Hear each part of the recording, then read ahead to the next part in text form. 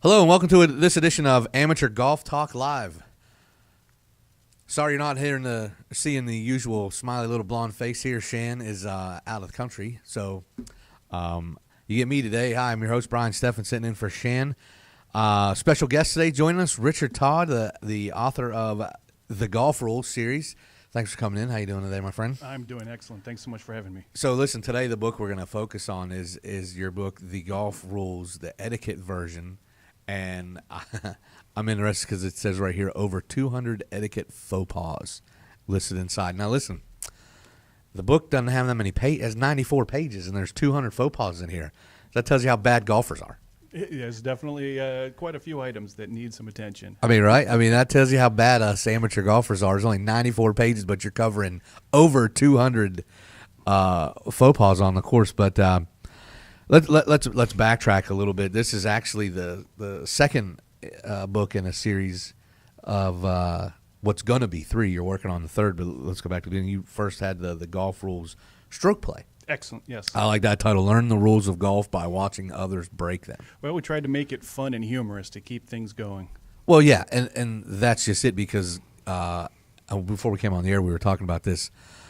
We talk around here all the time about the rules of golf are so convoluted and hard to keep up with. And is it this color stake you drop this way, or do I go stroke and distance, or do I go back to the tee, or do I, or what happens when the ball is leaning on the rake, and what happens when my ball hits your ball? And what I mean, it's just not easy. No, and for those that have that little white book by the USGA, it's extremely hard to read. It is written in legalese, and for a reason. As we were talking before, there are millions of dollars daily on the line because of that rule book. So it is necessary to be the way it's written. But for us amateur golfers on a daily basis, it doesn't make sense. It definitely doesn't. You open that book and read it, you might as well be reading Latin because it doesn't make any sense whatsoever. I tried for years to get through the book, and it took a couple decades and a little more motivation before I thoroughly understood it. And you actually have gone through USGA PGA Rules School, which is insane if you really want to know the rules. It has to be like watching paint dry, in my guess. No, it's more like a semester of college crammed into a weekend. You start about 8 in the morning. Yeah. You finish up around 6 o'clock. That goes on for 3 days. And as soon as you're done, you grab dinner, go back to your hotel room, and you study for the next day. And the last day is a 3.5-hour exam. 100 questions. Most people don't get through the exam. I was going to say. And wow. And most, a lot of people I've talked to, even the teachers, they're like, the first time I took it, I scored a 50. And if you can imagine, it's tough. It's really tough. But, the PGA Rule School is amazing. My first year, I had Carol Semple Thompson in the back of the room. For those that don't know, she's in the PGA Hall of Fame. She was a Solheim Cup captain. Uh-huh. She's basically the female equivalent of Bobby Jones. And I had course pros from all over the country on either side of me. One day I had an individual who literally had never finished a round of golf. He was about, we'll say, 65. But he wanted to know the rules. So the wide variety of people in the room was amazing. Never finished a round of golf, wanted to know the rules. Well, most people, we'll say some people, read the rules before they play a game. Yeah, golf's one of those things one of the rare things, right? You just pick up on the fly. I want to play golf. Well, you don't know how to play golf. You don't know what. You see it on TV. You have friends that play golf, coworkers.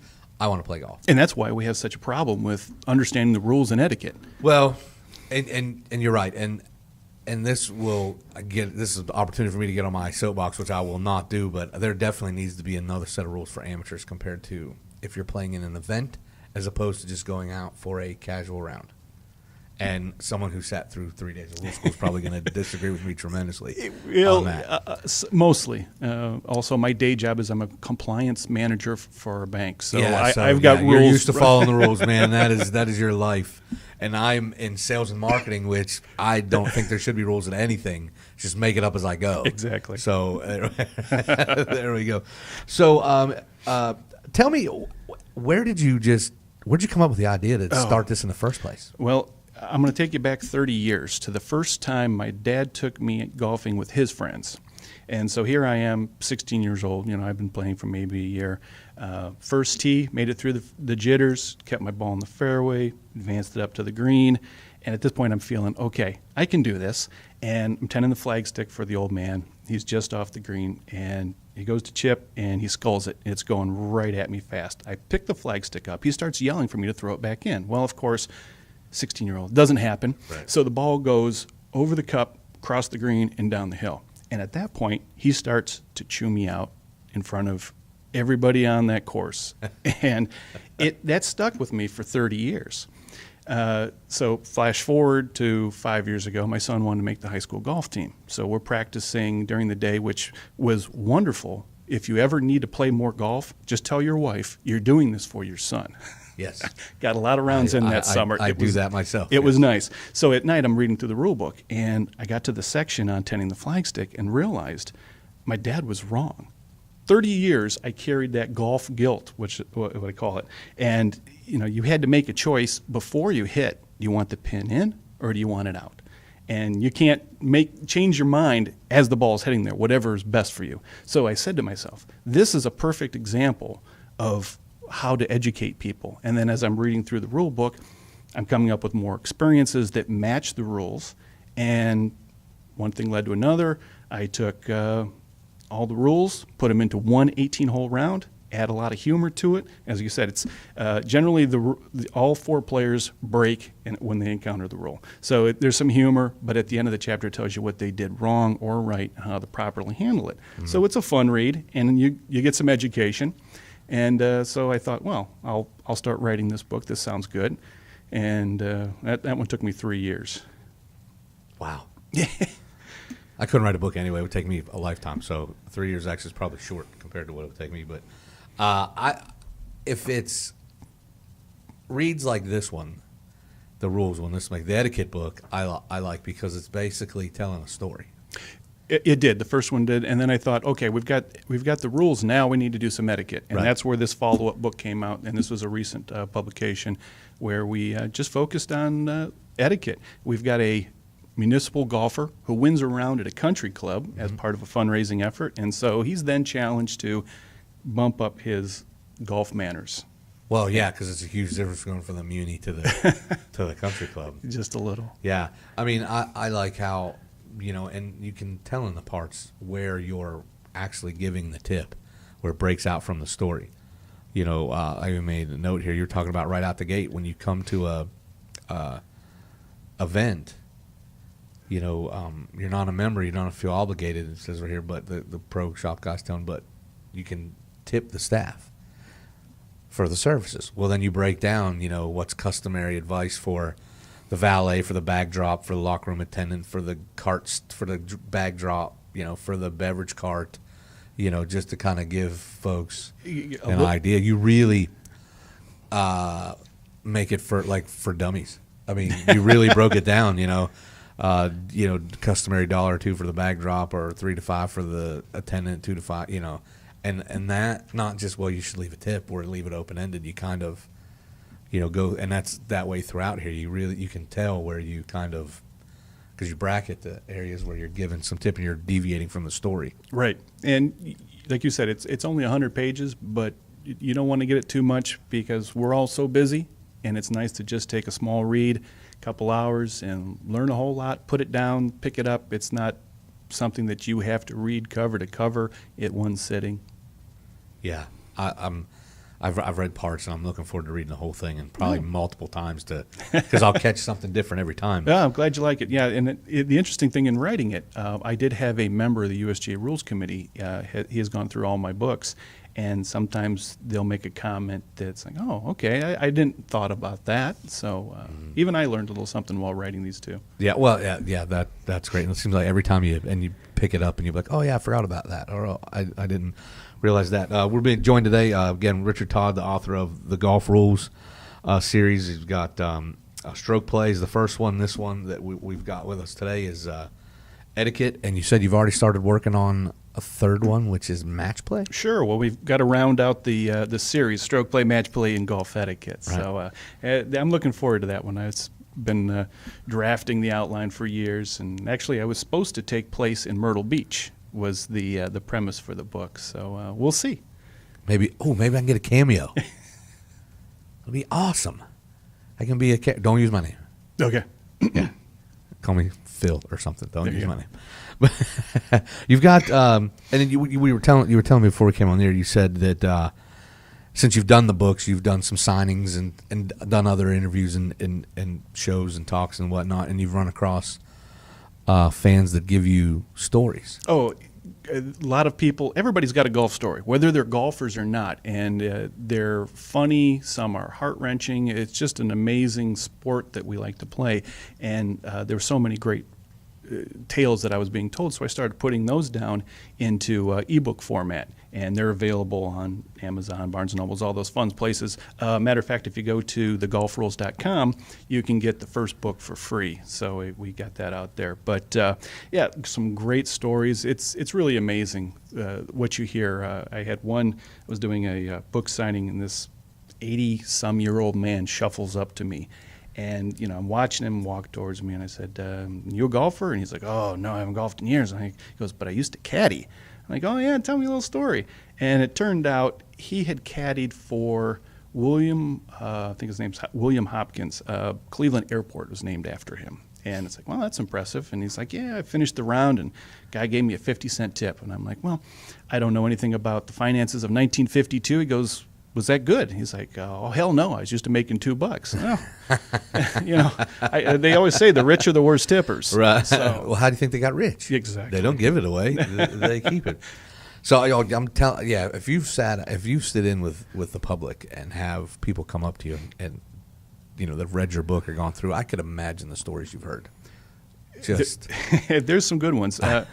I had a real fun one. This guy comes up to me, and of course, everybody has a rules question too, and they start asking you this, and you answer it, and he's like, "I've got this one jerk that plays with me every Sunday, and he does this and that." And he goes, this was out at the Cleveland Golf Show, and he goes, "As a matter of fact, that's him." And he points to the guy a couple tables down. I'm like, "Jim?" He goes, "You know Jim?" He goes, "Yeah, it's my neighbor." So, yeah, you learn something about that's a little awkward. Just a little. That's a jerk. Oh, hey, you my neighbor Jim? Yeah. That explains a lot. So you're a lifelong golfer then? Oh, I have. Yeah, it's been great. So how much of this that you put into this really is almost basically personal experience? Probably 80%. Yeah. It's as you're reading, it's like, oh yeah, I can remember that. And the first book, I used a culmination of different holes and courses that I played. But for the second book, I literally just took my last scorecard, and that's what I used for the layout of the course, and not my scores, because they would have been a little higher than what they do in the book. But you don't want to give that away. Yeah. Even the video on my website is from the first book where I used the scorecard. So it was fun. We walked up to the local muni, and I said, hey, you mind if we take some photos for a book trailer? And he's like, sure. He gave us the keys, and we just drove around. It was a fall afternoon. We had the course to ourselves for, it was like 2 hours. And then we were on this one par 3, and we're like, we've got to hit. Yeah. We just can't not do. So, and of course, me and my buddy, he was shooting the video, and we both put it right on there, like, never have we ever hit such a great shot. Yeah, right. Yeah. Well, it's because it's not in the middle of your round. Doesn't count for anything. Exactly. So the website is thegolfrules.com, and you're also on Facebook. Yep. Twitter. Twitter. What's the Twitter? TGR Golf Rules. TGR for the Golf Rules. Golf Rules. TGR Golf. And then, of course, you've got YouTube. The Golf Rules on YouTube. Golf Rules on YouTube. And there you go. WordPress. We've got a blog. I actually was writing blogging while I was writing the first book. So there's a couple years of me saying, I'm never going to finish this. Or, hey, this was a great idea. Yeah, 3 years to write about. I don't know if I've done anything for 3 years. I didn't think it would take me that long, but I thought maybe a year. Yeah. And then after that first year, you're just so vested. You just have to finish it. Yeah. And It's then a quest. Yes, and then after going to PGA Rules schools, I'm like, I can't waste this money. Let's get this done. And yeah, it was fun. And so we got that out. And So then, does our hero in the story, right? Every story has a hero, right? exactly. Does so our hero doesn't make too many faux pas. Like I said, I haven't read all of them. Don't spoil the ending for me. Okay. I want. Yes, there is a hero, and of course, there's a twist at the end. And the funny thing is, the first book, the 4 characters are Richard, Nicholas, Dick, and Howard, and it's me, my dad, my son, and my brother-in-law. And my dad's character is the bad guy in the book, and his friends. There's a shocker. Yeah, by the way. I know. That's just any son and dad. I'm just Well, throwing that out there. That and the one thing my dad taught me was how to throw a club. But so his when my dad goes golfing, his friends all read the book and they're like, Sure, yeah. he loves you telling that story. Oh yeah, and they tease him. They go, he nailed you just right in that book. Wow. It's all fictional. That's not you, Dad. No, it just Really? happened to have the same name. Oh my goodness. The Golf Rules Etiquette, over 200 etiquette faux pas inside. Richard Todd, author of the Golf Rules series. These books are great. TheGolfRules.com is the website. Barnes & Noble, Amazon.com. You can go right to the website. Absolutely. For links. Yep, you can buy autographed copies. Now, the ebooks, you can get experts from them. You can go straight from the website. You go to Amazon. Correct. I want to read the stories. That's what I want to check out. There's some real good ones. It's amazing. I bet there is. I mean, because you've been doing I mean, signing stuff for a while now. Yes, a couple years. And matter of fact, my first speaking engagement, I was at the Executive Women's Golf Association. It was Sunday of the Masters. Now, I don't know who in their right mind scheduled a meeting for Sunday afternoon of the Masters. But so I'm giving a presentation on the rules. And to my right, there's a flat screen TV playing the Masters. And I'm watching, it's like a tennis match. I'm watching the crowd, and they go from me to Phil, from me to Tiger. And I'm not sure if they were listening or not, but it was fun. I'm not even going to touch that. Who schedules it on a Sunday of a Masters? Obviously, it was a women's group, but that's neither here nor there, whether they're golfers or not. No, that's you can. So if someone goes to Amazon and wants to get a book, what's a book cost? Give a plug. Give your plug. Well, give your sales pitch. You know how it is on Amazon. The prices change depending on who you buy it from. But $15 for the first is the retail price from the publisher, and the second one's $13.99. There's some less expensive copies floating around. You can buy them directly from me, autographed for a little discount. But check it out. Sure. Tell you what, let's do this. I'm going to put you on the spot, so you have to say yes. Yes. Tweet at TGR Golf Rules or me at Golfmonger or at the Golf Director over the next few days, and we'll give away a book. Sounds perfect. I'll Awesome. even autograph so it. we'll give you an autographed copy of the Golf Rules. I love doing that when they're on the air because I can't say no. Over the next couple of days, and we'll. So if you downloaded the podcast, if you're listening live, whatever it is, tweet it in. Hey, maybe take a chance. Maybe we'll. You'll be the winner. We'll let it run for a little bit because all of our shows here on the golfdirector.com. You can hear them different times during the day if you tune in, or you can go directly and download. Someone hears it, goes. You get some new fans, and we'll give away a book to somebody. And maybe a couple if they say something fun. Or give me a golf story. Yeah. They might be in the go. next book because I'm already starting to put that together. Tweet a golf story at TGR Golf Rules, and maybe your story will be in the book, and you get a copy directly to you. Well, or email Richard at thegolfrules.com because that 160 characters, you're not going to get a big story in that. Yeah, well, it's gonna be a short story. If you tweet, it's got to be a short story. Flash fiction. This one time I fell down in the woods hitting a ball. Yeah, that's gonna be a short story. We can work with it. Hey, Richard, I appreciate you taking the time to come today. This has been a lot of fun. Come and join us here on Amateur Golf Talk Live. Would have been better if you sit here with Shan. She is more fun to look at than I am, but you got to take the good with the bad sometimes. But again, get the book, folks. The Golf Rules Etiquette, over 200 etiquette faux pas inside. Richard Todd, thanks, buddy. Thank you. I appreciate being on. Good to have you here. Today's show, as always, Amateur Golf Talk Live, brought to you by the Zeus Radio Network for thegolfdirector.com. When you're visiting the Golf Director, be sure to check out our featured golf course pages. You'll find all the up-to-date information about course conditions, specials, and a whole lot more. If you need help with your next golf vacation, call up Big Dave in the back. It's hashtag just call Dave, 844-464-6531. All the programming is archived and listening for listening and viewing on demand. Can't talk. Catch up on the show you might have missed. Click on the Golf Director radio and TV tabs in the menu at thegolfdirector.com. We're available now on over 1 billion devices, including iTunes, Audio Realm, TuneIn, YouTube, Ustream, Roku, Blueberry, and the Myrtle Beach Golf app. This has been Amateur Golf Talk Live. I'm Brian, sitting in for Shan. Have a great day, everybody, and there's more golf and news information coming up next on thegolfdirector.com.